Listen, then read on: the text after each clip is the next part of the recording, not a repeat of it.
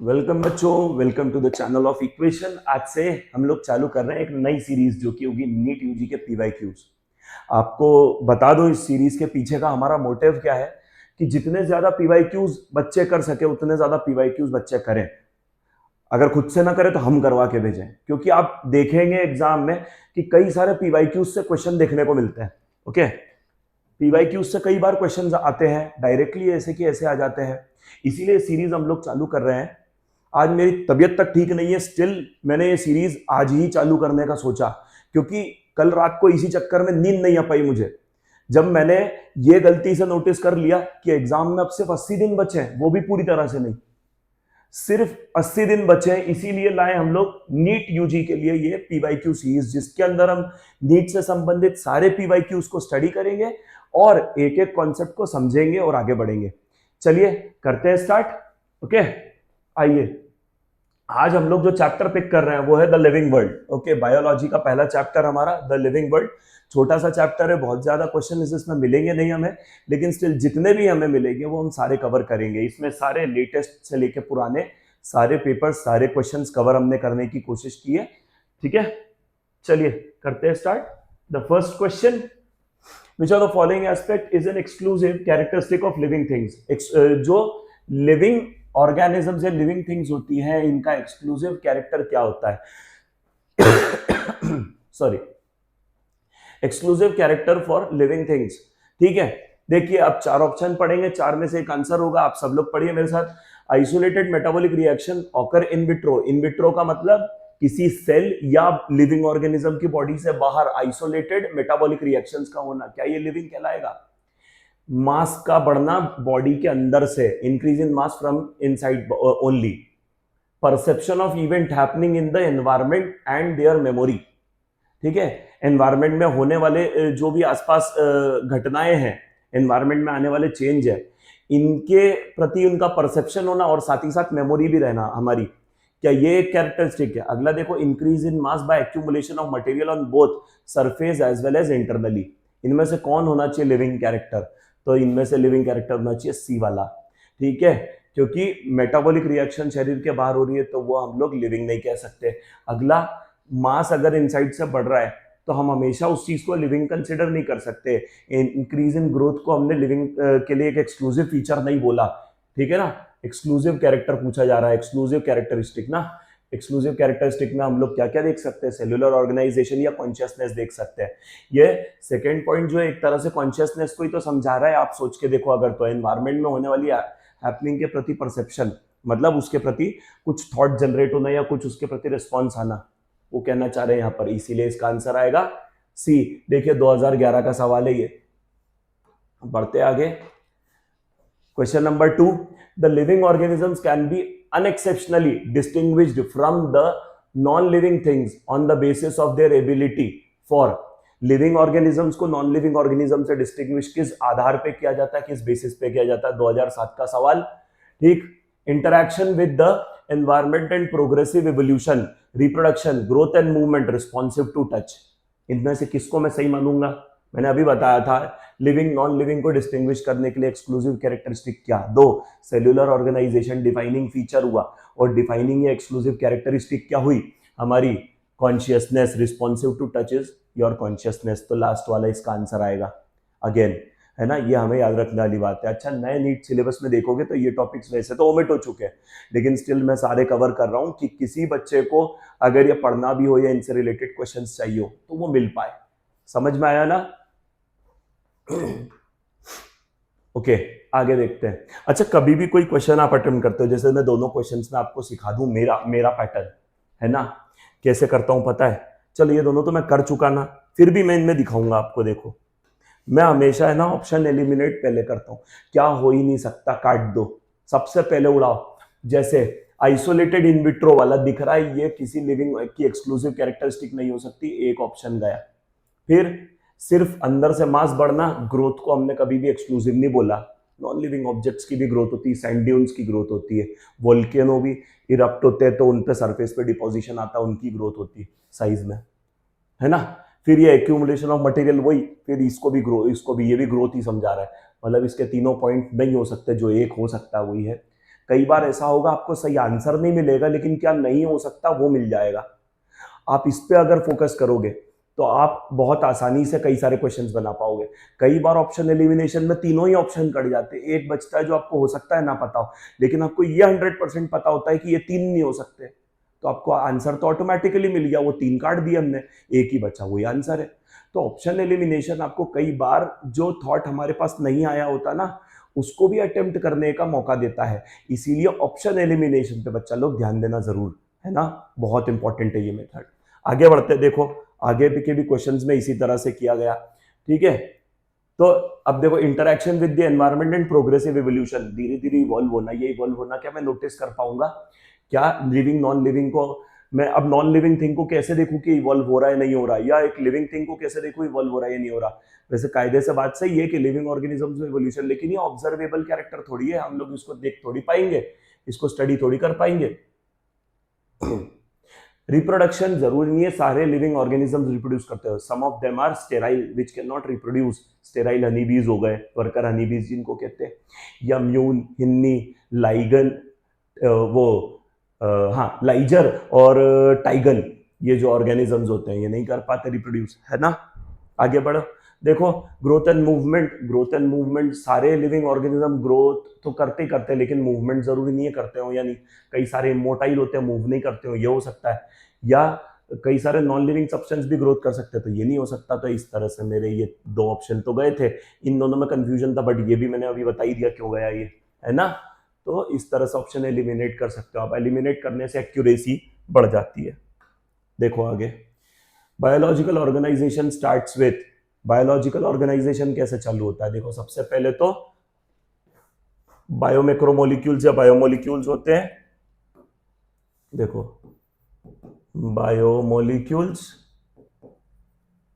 उनसे बनते हैं ऑर्गेनेल्स, सेल ऑर्गेनेल्स, ऑर्गेनेल्स से बनता है सेल, सेल से टिश्यू, टिश्यू से ऑर्गन, ऑर्गन से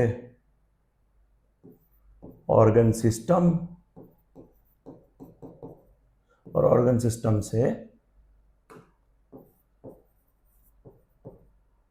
ऑर्गेनिज्म। ये सारे ऑर्गेनाइजेशन के लेवल है।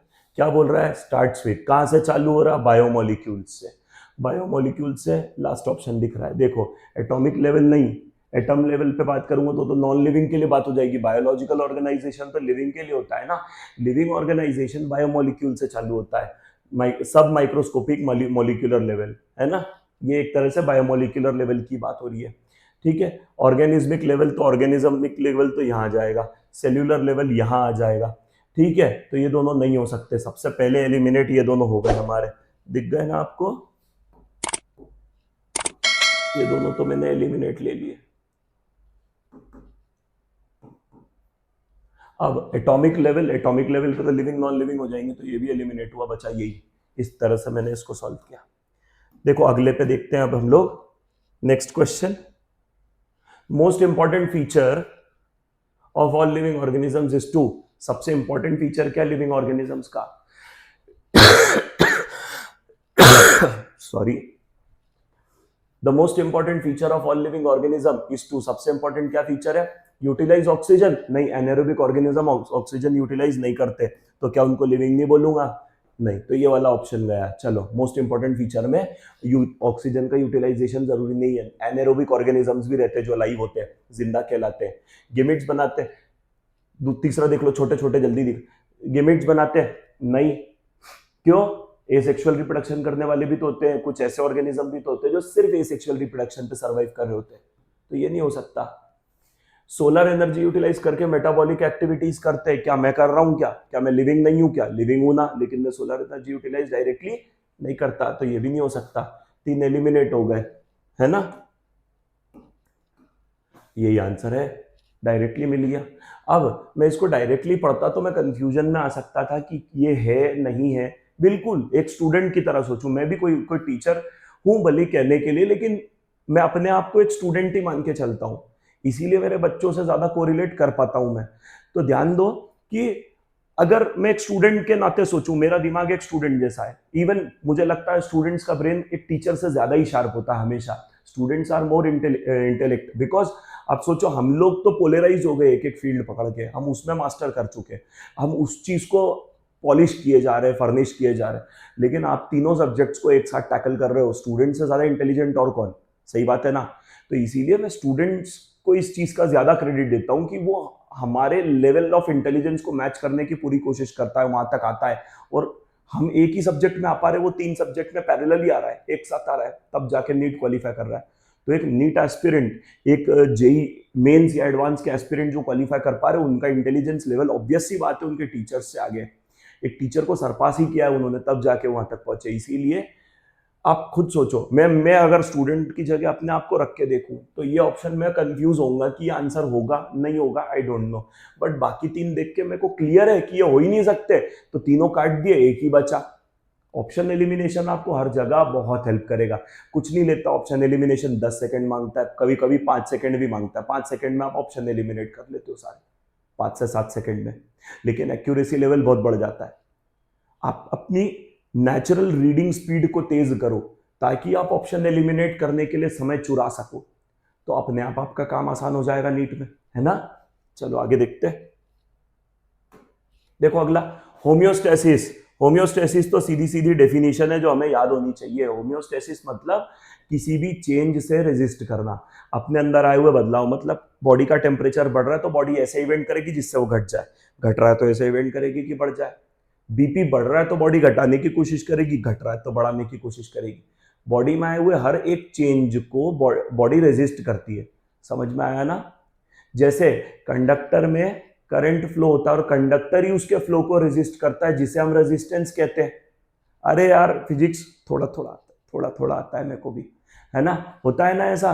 बस उसी तरह से यहाँ पर भी होम्योस्टेसिस, हमारी बॉडी में भी यही है रेजिस्टेंस, एक तरह से आए हुए किसी भी एक होम्योस्टेसिस लेवल है, मतलब हमारी बॉडी में हर चीज का एक लेवल है, बॉडी में उसका उस चीज का लेवल उससे ऊपर नहीं होना चाहिए, उससे कम नहीं होना चाहिए। अगर उससे ऊपर हो तो बॉडी उसे घटाएगी, घट गया तो बढ़ाएगी, लेकिन बैलेंस रखने की कोशिश करेगी हमेशा। इसीलिए हमारा body temperature constant, BP constant रहता है, ब्लड फ्लो कांस्टेंट रहता है, हमारी बॉडी में होने वाली जो भी वैल्यूज और चीजें हैं ये कांस्टेंट बनी रहती है। क्यों? हमारी बॉडी वैसे ही रखना चाहती है, एक नेचुरली स्टेबल स्टेट में, ठीक है। तो tendency to resist change is what you call homeostasis, ये है इसका आंसर, ठीक है ना। आगे बढ़ते हैं, डेफिनेशन है, बाकी ऑप्शंस पढ़ भी लो आप। देखो, tendency to change with change in environment, disturbance in regulatory control, plants and animal extracts used in homeopathy. नहीं, इनमें से कुछ भी नहीं हो सकता। आगे देखो, X and Y are the component of binomial nomenclature proposed by G. G मतलब यहाँ साइंटिस्ट का नाम आएगा, एक्स और वाई वो कंपोनेंट्स है जो पूछ रही। देखो ये कह रहा है पहला वाला X species, Y generic epithet और जेड कैरोलस लिनियस में भी possible. Generic name, specific epithet और आर एच विटेकर, नहीं आर एच विटेकर ने नहीं दिया तो ये वाला नहीं हो सकता, है ना, इसको काट देते हैं हम लोग। फिर जेनरिक, स्पेसिफिक एपिथेट और कैरोलस, ये हो सकता है, रोकते हैं। अगला स्पेसिफिक जेनरिक नेम और आर एच विटेकर, फिर अगला गलत हो गया, काट देते हैं इसको। ये दोनों तो पॉसिबल ही नहीं है क्योंकि दिया कैरोलस लिनियस ने, हम ये तो जानते ही जानते हैं। 2 एलिमिनेट हो गए, 2 पे आ गए। ये जो 2 बचे हुए हैं, इनमें से जो फर्स्ट टर्म है वो जेनेरिक एपिथेट है और सेकेंड टर्म स्पेसिफिक एपिथेट है। ये वाला पहले स्पीसीज बाद में जीनस बता रहा है, इसलिए ये भी गलत हुआ। आंसर क्या हुआ? ये वाला। इस तरह से हम 2 ऑप्शन एलिमिनेट करके भी छाट सकते हैं बेटर आंसर के लिए, सही है। बढ़ते हैं आगे। देखो अब थोड़ा सा पेसअप करके जल्दी जल्दी करने की कोशिश करना, मैं तो स्लोली बताते जा रहा हूँ। देखो 2-3 रीजन, एक तो मुझे एक्सप्लेन भी करना है आप लोगों को, साथ ही साथ ये थ्रोट, तो 2 चीजें मेरे को एक साथ मेरे पेस को स्लो कर रही है। बट बच्चों आपका पेस तेज होना चाहिए। ये जो क्वेश्चन है, अगर आप डायरेक्ट क्वेश्चन देख देख के लगाओ भी ना, तो आई थिंक 10 मिनट में हो जाने चाहिए ये क्वेश्चंस, ठीक है। 27-28 क्वेश्चंस हैं, 10 minute are more than sufficient to solve all these questions मेरे हिसाब से। Like a student, being a student, इतना पेस हमारा होना चाहिए, ठीक है ना। 10 से 12 minute more than sufficient time to solve these, even और लेस में करने की कोशिश करना है, हमें अपने पेस पे काम करना है, स्पीड बढ़ानी। देखो, विच ऑफ द फॉलोइंग, मैं भी थोड़ा तेज करने को ट्राई करता हूं। देखो, विच of the following is against the rule of ICBN, इनमें से आईसीबीएन में कौन सा रूल नहीं है? ठीक है। Generic and specific name should be written starting with small letter, पहला ही गलत है। हम जानते हैं कि जीनस का फर्स्ट अल्फाबेट कैपिटल होना चाहिए, पहला लेटर कैपिटल होना चाहिए, स्पीसीज का पहला लेटर स्मॉल होना चाहिए, तो यही है आंसर हमारा। क्या अगेंस्ट द रूल पूछा ना, तो क्या है अगेंस्ट द रूल, पहला ही है ना। फिर भी मैं सारे ऑप्शन पढ़ूंगा जरूर। Handwritten scientific name should be underline, सही बात है। Every species should have a generic name and a specific epithet, बिल्कुल सही बात है। Scientist name are in Latin, scientific name are in Latin and should be italicized, ठीक है, उसको इटैलिक्स में लिखा जाता है, टाइप किया जाता है, सही बात है। सारे पॉइंट सही है, बस पहला ही गलत है, वो भी रीजन मैंने आपको बता ही दिया। Select the correctly written scientific name of mango which was first describe bye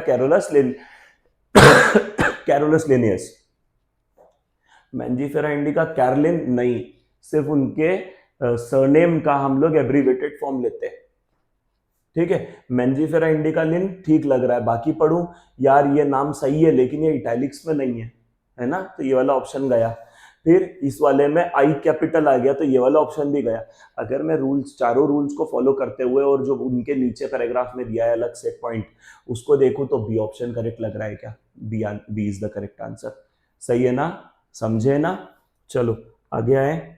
अगला, nomenclature is governed by certain universal rules which one of the following is contrary to the rules. Contradiction कौन है, opposite कौन है rule से, ठीक है। Biological name can be written in any language, पहले ही गलत है, लैटिन के अलावा किसमें नहीं लिख सकते, लैटिन में लिखना है। साइंटिस्टों में झगड़ा ही तो ये था कि लैटिन में लिखो, डेड लैंग्वेज को, नहीं तो झगड़े हो जाते हैं कि तेरी लैंग्वेज में लिखा है मुझे क्यों डिसएडवांटेज, इसकी लैंग्वेज में लिखा है मुझे क्यों डिसएडवांटेज।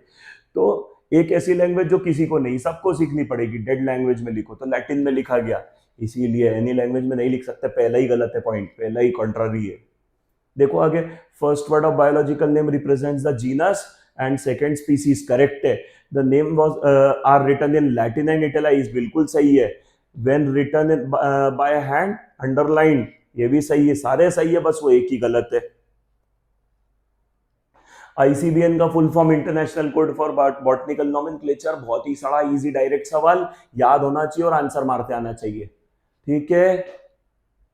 आंसर देखते ही लगना चाहिए, 3-4 सेकंड का सवाल है ये। बायोसिस्टमैटिक्स, बायोसिस्टमैटिक्स क्या होता है, ये आया हुआ सवाल है पुराना 2003 का, लेकिन इसके बारे में कहीं आपको एनसीईआरटी में जिक्र नहीं मिलेगा, एक बार बस ऐसे ही पढ़ लो, जान लो, क्योंकि पीवाईक्यू है ना, और वो भी पुराना है, याद नहीं भी रख पाओगे चलेगा, लेकिन हाँ मैं आपको बता रहा हूँ। देखो, biosystematics is a branch in which the classification of organism किस बेसिस पे होता है, इवोल्यूशनरी हिस्ट्री के बेसिस पर, और उसके अकॉर्डिंग उसकी फाइलोजेनेटिक नेचर को डिस्क्राइब किया जाता है और कोरिलेशंस एस्टैब्लिश करके टोटली वेरियस पैरामीटर्स के आधार पर अलग अलग ग्रुप बनाए जाते हैं और उनमें प्लेस किया जाता है ऑर्गेनिजम्स को। ऐसा होता है कि इसमें बायोसिस्टमैटिक्स में, ठीक। वही हमारा सिस्टमैटिक्स में भी तो देखते हैं हम लोग, फाइलोजेनेटिक रिलेशनशिप के बेसिस पर हम लोग आइडेंटिफिकेशन, नॉमेनक्लेचर और ये सब करते हैं, क्लासिफिकेशन, सही है ना।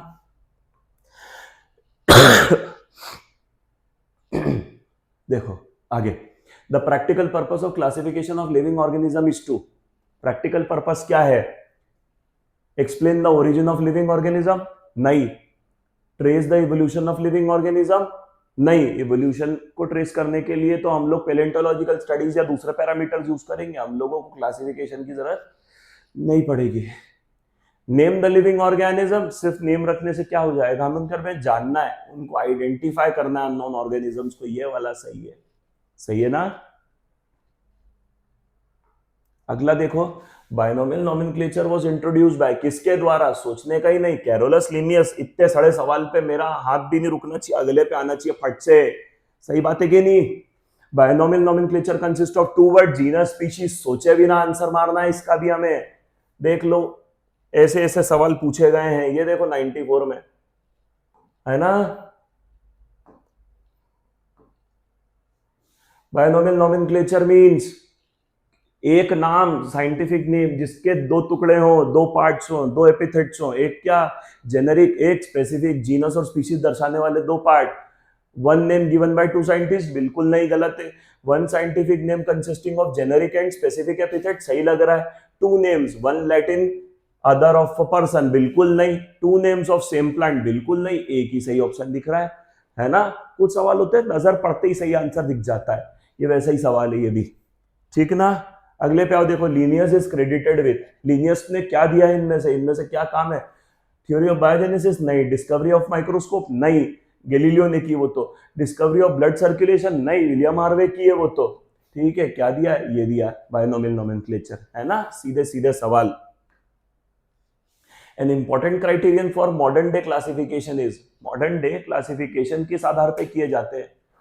मॉडर्न डे क्लासिफिकेशन रिजेंबल्स इन मॉर्फोलॉजी नहीं, ये अर्लियर फॉर्म ऑफ क्लासिफिकेशन में होता था मॉर्फोलॉजी के आधार पर, मॉडर्न में एनाटॉमी और फिजियोलॉजी जोड़ी गई थी, ये रहा सही आंसर, ठीक है। मिला क्या, मिला क्या? बी वाला सही है, anatomy and physiology. Breeding habits नहीं, प्रेजेंस एब्सेंस ऑफ नोटोकॉर्ड नहीं, सिर्फ ये रीजन थोड़ी हो सकते हैं, एनाटॉमिकल और फिजियोलॉजिकल ट्रेट्स के आधार पर अलग अलग बांटा जाता है ऑर्गेनिजम्स को। अगले पे आओ, Linnaeus evolved a system of nomenclature called, जिसको हम लोग कहते हैं बायनोमियल। इतना आसान सवाल, डायरेक्ट है ना। हाउस फ्लाई, अगर आप वो देखोगे इस चैप्टर के आखिर में एक टेबल दी हुई है, ठीक है, लिविंग वर्ल्ड में आखिर पेज पे देखना एक टेबल दी हुई है न्यू एनसीईआरटी के आखिरी में, और पुरानी एनसीईआरटी में टेक्सोनोमिक एड्स के जस्ट ऊपर देखोगे टेबल दी है, टेबल में है ना हाउस फ्लाई लिखी है, मस्का डोमेस्टिका, ठीक है, वो किस फैमिली को बिलोंग करती है? मस्किडी को, ठीक। उस टेबल में मिलेगा आपको, ये सीधा याद होता, आंसर लगता। अगला, in the taxonomic category which hierarchical arrangement is in ascending order is correct, इनमें से कौन सा करेक्ट है? ऐसे गिन लो उंगलियों पे, kingdom, phylum, class, order, family, genus, species. क्या क्या? Kingdom, phylum, class, order, family, genus, species, 7 नाम हो गए। किंगडम के बाद फाइलम आना चाहिए, क्लास आ गया, नहीं हो सकता। किंगडम के बाद ऑर्डर नहीं हो सकता, किंगडम के बाद ऑर्डर नहीं हो सकता, किंगडम के बाद फाइलम है, सही है। Class, order, family, genus, species, तो आ गया करेक्ट आंसर। सही बात है ना, कितना आसान सवाल है, सिर्फ सीक्वेंस ही तो याद रखना है, kingdom, phylum, class, order, family, genus, species. Which all the following belongs to the family Muscidae, अभी बात करी थी थोड़ी देर पहले, ये देखो कौन सी फैमिली? मस्किडी, किसकी? हाउस फ्लाई की। क्या ये ऑप्शन में दिख रहा है क्या हाउस फ्लाई? ये कब आया देखो, अब भी का है 21 का, वो वाला सवाल कब का है देखो 23 का, मणिपुर पेपर में, सही है ना। रिसेंट के सवाल है ये कोई बहुत पुराने नहीं, ये वाले तो रिसेंट के हैं। आप सोचो इतने डायरेक्ट सिंपल सवाल आते हैं इस चैप्टर से, और एक सवाल लगभग हर साल आता है। एक छोटे से चैप्टर को पढ़ के अगर 4 नंबर तय हो रहे हैं तो कौन नहीं करना चाहेगा? इस चैप्टर को तो अच्छे से खास तौर पे कर लेना चाहिए, फट से 4 नंबर गेन करो ना फट से। आगे आओ, देखो the common characteristics between tomato potato, ठीक है, क्या क्या? टमेटो और पटेटो, इनमें कॉमन कैरेक्टरिस्टिक्स किसमें होगी? जीनस लेवल पे नहीं, दोनों का जीनस अलग होता है, एक होता है सोलेनम और टमेटो का होता है लाइकोप, मतलब लाइको से कुछ स्टार्ट होता है, ऐसा कुछ नेम है उसका, ठीक है। कभी पढ़ने में नहीं आता हमारे, लेकिन मुझे याद है लाइकोपीन उसके अंदर होता है, इसलिए लाइको से स्टार्ट होता हुआ कुछ नाम है टमेटो का, तो जीनस उसका टमेटो का लाइको से समथिंग कुछ है, लाइको याद नहीं आ रहा। बट पोटैटो का तो सोलेनम हम जानते हैं, सोलेनम ट्यूबेरोसम, लेकिन दोनों आते हैं in the same family, that family is Solanaceae. कौन सी? सोलेनेसी, ठीक है, दोनों सोलेनेसी को बिलोंग करते हैं, इसलिए आंसर इज फैमिली, ठीक। ये क्वेश्चन वैसे मेरे हिसाब से पुराना होना चाहिए, हाँ देखो 13 का है ये question. Which of the following organism is scientifically correct named?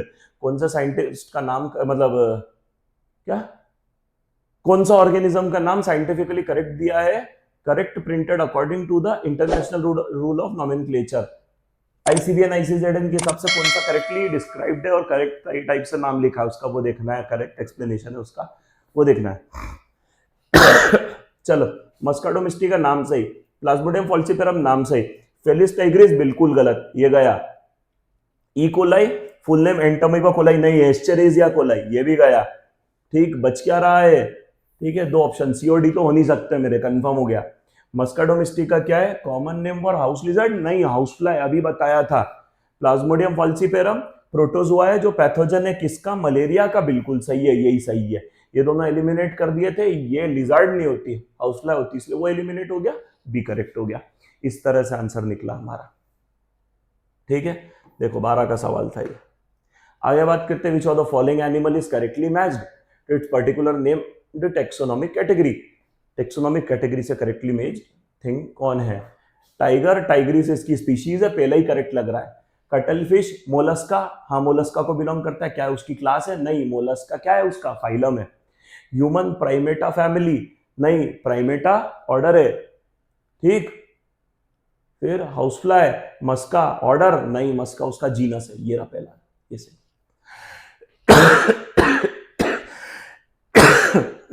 समझ में आया होगा मेरे हिसाब से आपको। बढ़ते आगे। Species are considered as, species को क्या माना जाता है? The real units of classification devised by taxonomist. Real basic unit of classification, lowest unit of classification, artificial concept of human mind which cannot be defined in absolute terms। इनमें से एक ही सही है, that is lowest group of classification. NCERT में पढ़ोगे, line मिलेगी species वाले paragraph में कि it is the lowest unit of classification. Okay, देखो 2 साल आया है सेम सवाल, 2003 और 1994 में, सही है ना। आगे बढ़ते हैं। देखो, what is true for individuals of same species. एक ही स्पीशीज के इंडिविजुअल्स के लिए क्या कॉमन होना चाहिए? और ये सवाल बहुत ही अच्छा, ठीक, 2 में आया सवाल है, ये आ भी सकता, आना चाहिए ऐसे सवाल। लिव इन सेम नीचे, live in same habitat, interbreeding, live in different habitat. तो इनमें से क्या होना चाहिए? सेम नीचे में रहना जरूरी है क्या? नहीं है। हैबिटेट सेम होना जरूरी नहीं है। अलग अलग हैबिटेट ही होना जरूरी है? वो भी नहीं है। इंटरब्रीडिंग करना जरूरी है। जो भी आपस में ब्रीड कर सकते हैं वो सेम स्पीशीज को बिलोंग करने वाले मेंबर कहलाते हैं, जो भी ब्रीड कर सके, एक दूसरे से बच्चे पैदा कर सके साथ। आगे आते हैं, टेक्सॉन क्या है? Tax on a group of related family, जरूरी नहीं है सिर्फ family, kingdom, phylum, class, order, family, genus, species सब टेक्सॉन है। ग्रुप ऑफ रिलेटेड स्पीशीज ये भी नहीं। A type of living organism, नहीं, टाइप ऑफ लिविंग ऑर्गेनिज्म तो उसका बायोलॉजिकल नेम होता या कुछ टर्म होती, टेक्सॉन थोड़ी होता। Taxonomic group of any ranking, सही बात है, किसी भी रैंक पे होने वाला टेक्सोनॉमिक ग्रुप जो है वो क्या हो सकता है? टेक्सॉन, सही बात है ना। देखो कब कब आया, 90, 91, 92, 96, इतने सारे बार ये सेम क्वेश्चन आ चुका, 4 बार आ चुका है ये सेम सवाल, ठीक है। और यहाँ होते हैं इस चैप्टर से रिलेटेड पीवाईक्यूज खत्म, इतने क्वेश्चंस हमको इस चैप्टर से देखे जा चुके हैं। हाँ, इससे रिलेटेड कॉन्सेप्ट पे बायोलॉजिकल क्लासिफिकेशन, एनिमल किंगडम या प्लांट किंगडम में आपको थोड़े थोड़े क्वेश्चंस देखने को मिल सकते हैं, बट हार्डकोर क्वेश्चन जो इसी चैप्टर को बिलोंग करते हैं वो इतने थे जो हमने अभी तक देखे। इनके अलावा हो सकता है 1-2 मिस आउट हुए हैं, बट उनका आज की तारीख में कोई रेलेवेंस नहीं है, इसीलिए हमने हटाए होंगे बस।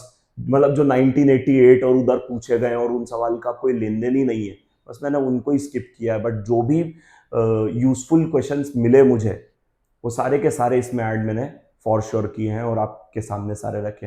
Hope you have understood every question, every concept और किस तरह से क्वेश्चंस को सॉल्व किया जाना चाहिए, ठीक है। आगे आने वाले वीडियोस में हम और भी डिटेल में इस बारे में बात करेंगे कि किस तरह से चैप्टर को अटेम्प्ट किया जाए, किस तरह से उसके क्वेश्चंस को सॉल्व किया जाए।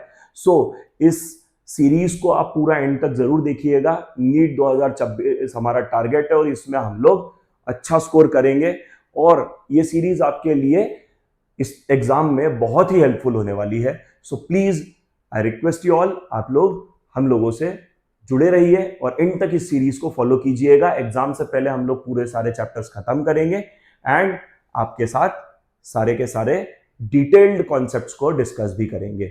So hope you have enjoyed. Please like, share and subscribe. Thank you so much.